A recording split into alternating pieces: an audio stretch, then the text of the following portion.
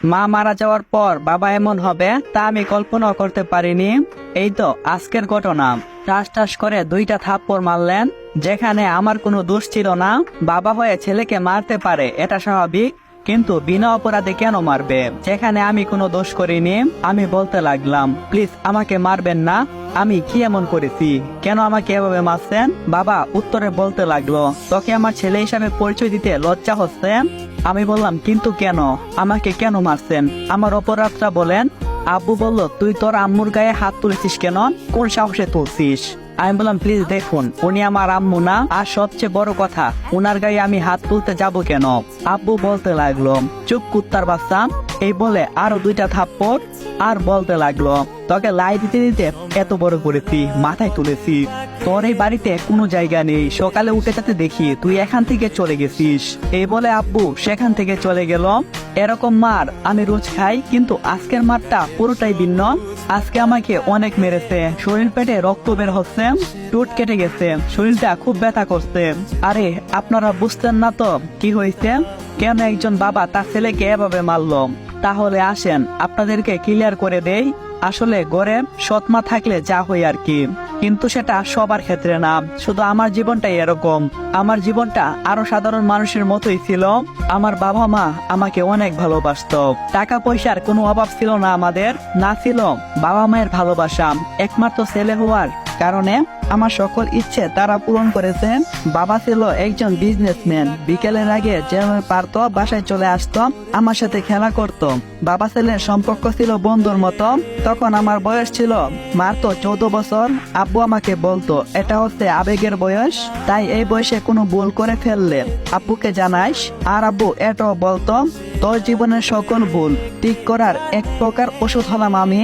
আর আব্বু আমার বেস্ট ফ্রেন্ডের মতোই ছিল, সবকিছুই আব্বুকে শেয়ার করতাম।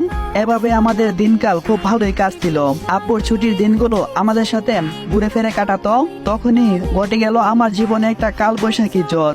আম্মু হঠাৎ অসুস্থ হয়ে পড়লো, তারপর তাকে হাসপাতালে নিয়ে যাই, কিন্তু আম্মুকে বাঁচাতে পারলাম না।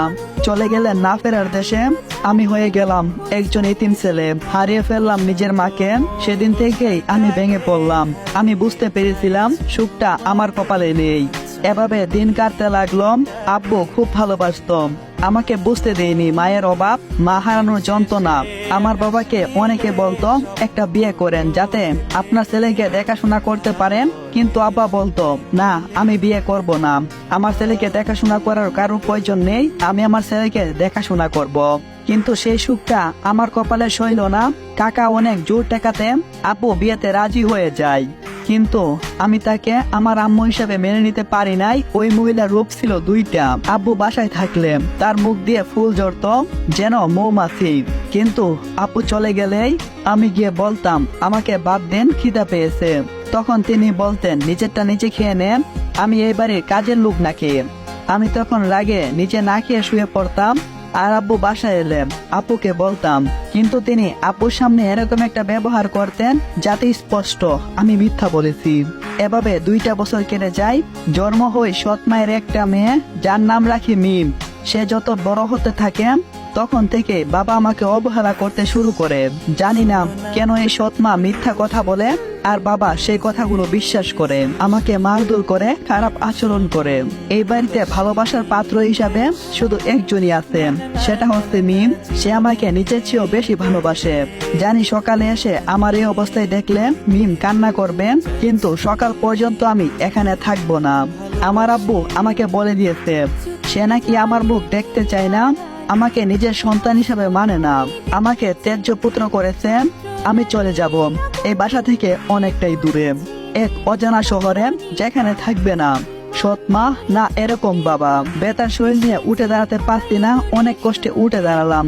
আমার আলমারি থেকে আমার সার্টিফিকেট গুলো নিলাম, সাথে নিলাম কিছু টাকা, যেটা দিয়ে আমি কিছুদিন চলতে পারবো।